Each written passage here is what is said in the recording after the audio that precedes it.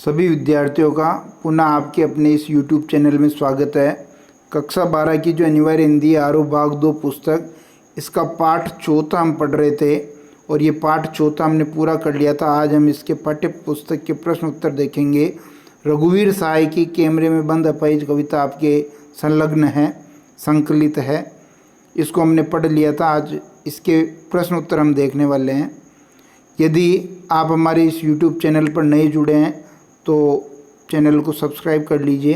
हिंदी साहित्य अनिवार्य हिंदी कक्षा 12 पूरा पाठ्यक्रम इस पर करवाया जा रहा है। पहला प्रश्न देखेंगे।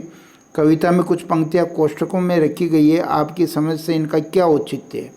आप जब कैमरे में बंद अपाहिज कविता पढ़ेंगे तो कुछ पंक्तियाँ कोष्ठक में रख रखी है, हमने जब व्याख्या की थी तब पढ़ी थी, तो क्या इनका औचित्य है?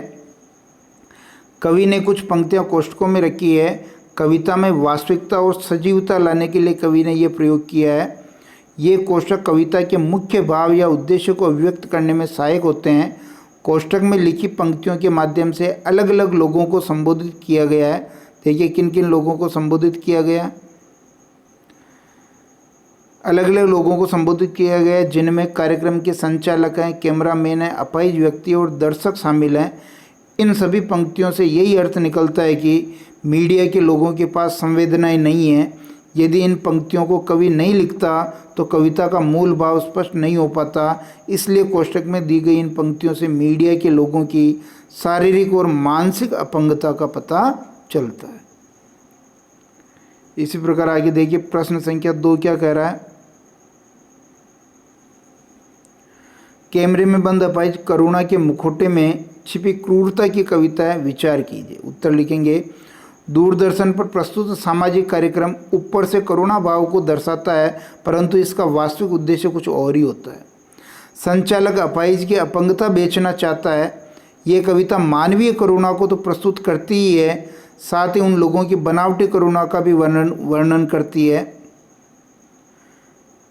कौन से लोगों की बनावटी करुणा का? जो व्यापार करना चाहते हैं।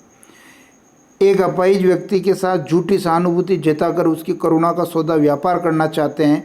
एक अपाहिज की करुणा को पैसे के लिए टीवी पर दर्शाना वास्तव में क्रूरता की चरम सीमा है। ये उस अपाहिज के साथ भावनात्मक अत्याचार है। ये करुणा नहीं, करुणा का पाखंड है। सामाजिक उद्देश्यों के नाम पर अपाहिज की पीड़ा को जनता तक पहुंचाया जाता है। वे एक रोचक कार्यक्रम बनाना चाहते हैं ताकि उनका कार्यक्रम जनता में लोकप्रिय हो सके।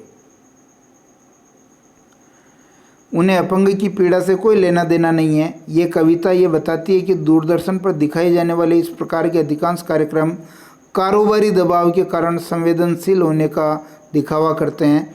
इस तरह दिखावटी अपनेपन की भावना क्रूरता की सीमा तक पहुंच जाती है। तीसरा प्रश्न देखिए। हम समर्थ शक्तिवान और हम एक दुर्बल को लाएंगे पंक्ति के माध्यम से कवि ने क्या व्यंग्य किया है? उत्तर लिखेंगे। हम समर्थ शक्तिवान पंक्ति के माध्यम से मीडिया की ताकत व कार्यक्रम संचालकों की मानसिकता का पता चलता है। चैनल के मुनाफे के लिए संचालक किसी की भी करुणा को बेच सकते हैं। कार्यक्रम का निर्माण व प्रस्तुति संचालकों की मर्जी से होता है। फिर आगे देखेंगे। हम एक दुर्बल को लाएंगे पंक्ति में लाचारी का भाव है। मीडिया के सामने आने वाला व्यक्ति कमज़ोर होता है।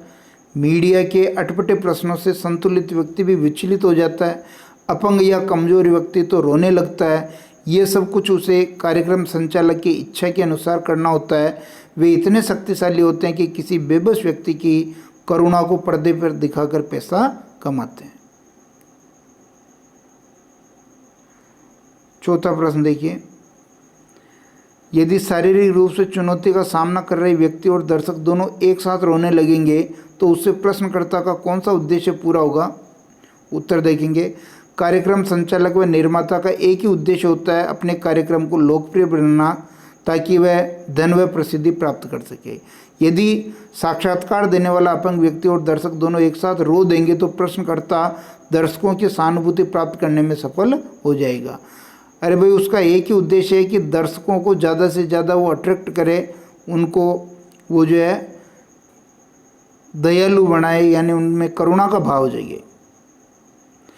उसका ये भी उद्देश्य पूरा हो जाएगा कि हमने सामाजिक कार्यक्रम दिखाया है, एक ऐसा कार्यक्रम जिसमें अपंग व्यक्ति की व्यथा का मार्मिक चित्रण हुआ है, उस व्यक्ति की सोच और वेदना का हुबहू चित्र हमने दिखाया है। इस उपलब्धि के लिए उसे चाहे कोई भी तरीका क्यों न अपनाना पड़े वह अपनाता है। बार बार प्रश्न पूछता है, टॉर्चर करता है।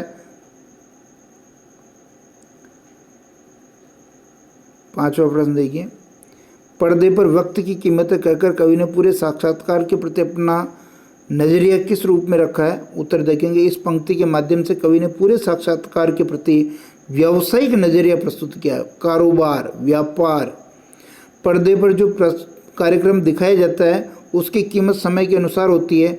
दूरदर्शन व कार्यक्रम संचालक को जनता के हित या पीड़ा से कोई मतलब नहीं होता है। वे अपने कार्यक्रम को कम से कम समय में लोकप्रिय करना चाहते हैं। अपंग की पीड़ा को कम करने के बजाय अधिक करके दिखाया जाता है ताकि करुणा को नकदी में बदला जा सके, करुणा को कैश किया जा सके। संचालकों की सहानुभूति भी बनावटी होती है। कवि कहना चाहता है कि मीडिया के लोग करना चाहते हैं, वे चाहते हैं कि अपंग व्यक्ति के साथ साथ दर्शक भी रोने लगे ताकि उनकी सहानुभूति अर्जित हो सके। ये वाली लाइन आप नहीं लिखें, इसको काट दें, ठीक है, अब सही हो जाएगा। 6वां प्रश्न देखिए, सामाजिक उद्देश्य से युक्त ऐसे कार्यक्रम को देखकर आपको कैसा लगेगा? अपने विचार लिखिए। सामाजिक उद्देश्य से युक्त ऐसे कार्यक्रम को देखकर मुझे बहुत दुख हुआ या दुख होगा। ऐसा लगा मानो आपने मानवीयता को ताक पर रख दिया हो। ऐसे कार्यक्रम किसी की सहायता नहीं करते, ये सिर्फ अपनी लोकप्रियता बढ़ाना चाहते हैं ताकि वे अधिक से अधिक धन कमा सकें। ऐसे कार्यक्रम बनाने वालों का उद्देश्य समाज सेवा नहीं होता, वे मात्र संवेदना बेचना चाहते हैं, संवेदना का व्यापार करना चाहते हैं। ऐसे कार्यक्रमों पर तुरंत रोक लगानी चाहिए। दर्शकों को भी ऐसे कार्यक्रमों को सिरे से खारिज कर देना चाहिए। अपाहिज व्यक्ति से जिस तरह के प्रश्न पूछे जा रहे थे उससे यही लगा कि दूरदर्शन अब केवल पैसा कमाने का माध्यम भर रह गया। आपको पता है कि हमने पाठ में पढ़ा था कि किस प्रकार बार बार उसको पंच किया जा रहा है, प्रश्न पूछा जा रहा है। आपने यह साक्षात्कार दिखाकर पूरी मानवीयता को शर्मसार किया है। हमें मीडिया के लोगों और प्रश्नकर्ता पर बहुत क्रोध आएगा क्योंकि वे लोग संवेदनहीन हो चले हैं। उनका उद्देश्य केवल पैसा कमाना है। सामाजिक उद्देश्य के कार्यक्रम के माध्यम से अपने स्वार्थों को पूरा करना ही उनकी मानसिकता है। वास्तव में ऐसे कार्यक्रम सामाजिक नहीं, व्यक्तिगत और स्वार्थ पर आधारित होते हैं। ये कार्यक्रम लोगों का भावात्मक रूप से शोषण करते हैं ताकि उन्हें प्रसिद्धि मिल सके। अंतिम प्रश्न देखेंगे। 7वां, ये अवसर खो देंगे पंक्ति का क्या तात्पर्य है? उत्तर लिखेंगे। प्रश्नकर्ता विकलांग व्यक्ति से तरह तरह के प्रश्न करता है। वह उससे पूछता है कि आपको अपाहिज होकर कैसा लगता है। ऐसे प्रश्न के उत्तर प्रश्नकर्ता को तुरंत चाहिए। यह दिव्यांग के लिए सुनहरा अवसर है कि वह अपनी पीड़ा को समाज के समक्ष व्यक्त करे।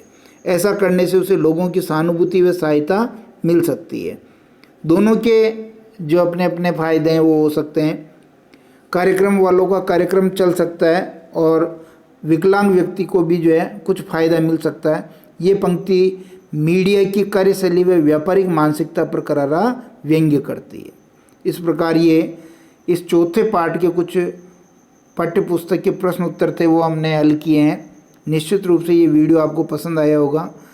आपके प्रश्नों को मैंने यहाँ सरल और सीधी भाषा में हल करने की कोशिश की है। यदि आपको ये हमारा YouTube चैनल और यहाँ का वीडियो पसंद आता तो YouTube चैनल को सब्सक्राइब करें, वीडियो को लाइक करें, शेयर करें, अपने मित्रों साथियों तक इसको पहुँचाने की कोशिश करें। बहुत बहुत धन्यवाद।